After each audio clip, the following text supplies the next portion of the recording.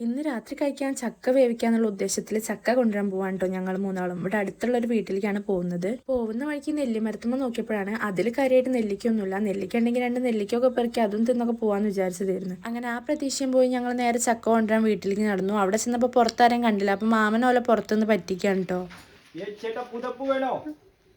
സംഭവം ഓൾക്ക് മാമനാന്ന് മനസ്സിലായിട്ടുണ്ടായിരുന്നു. കനീവൊക്കെ പരിപാടിയൊക്കെ ഒപ്പിക്കാൻ മാമനാന്ന് ഓൾക്ക് അറിയാം. അങ്ങനെ ഞങ്ങൾ നേരെ അകത്ത് കയറി ഇങ്ങനെ കുറച്ചു നേരം സംസാരിച്ചൊക്കെ ഇരുന്നപ്പോൾ ഞങ്ങൾക്കുള്ള ചായയും കടിയൊക്കെ ആയിട്ട് വന്നിട്ടുണ്ടായിരുന്നു കേട്ടോ. ചായയും പഴവും ബിസ്ക്കറ്റും ഒക്കെ ആയിരുന്നു കഴിച്ചിട്ടുണ്ടായിരുന്നത്.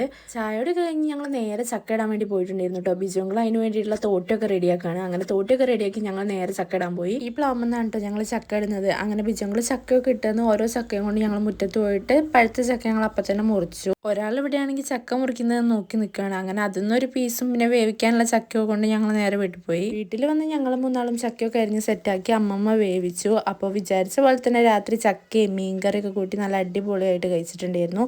അപ്പോൾ ഇന്നത്തെ വീഡിയോ ഇത്രയേ ഉള്ളൂ. അടുത്ത വീഡിയോ ആയിട്ട് വീണ്ടും കാണാം. ബൈ.